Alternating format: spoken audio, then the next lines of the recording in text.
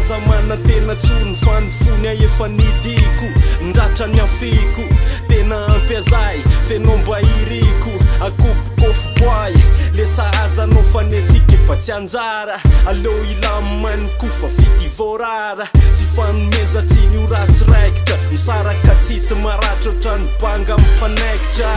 ianao raha teo ko mosary piavinotra ny hao loloavina manaikitra raha ialy anao dendao tsisy fo mitepitsona fefa niova any anao raha kialakely tsy velova resaka magneny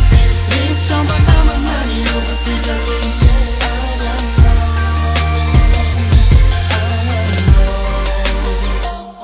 saiko nunana fonfotiniko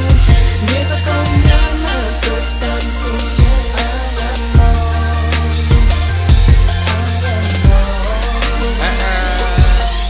sigarany fitianao ny atao hoe mivoka miavina efa aiko ny ao andonao na tsy tsotro hoe miavina tampotampo de andeha anaraka lehilahy efa mena godoloka mboly iverina melia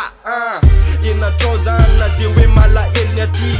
fa ny magaga me matavy afatsy me mahi voatery anaraka régime ampena tena hiditra salle de gym au lieu de andeha hitsena tena MDR zany fa tsota tsimba be kafara mahita zeso mendriky tonga lafatra sy tsara amy takolaka bizo moa e voilà ny saraka tsika fa tsy hoe farangy na hoe arety na ebola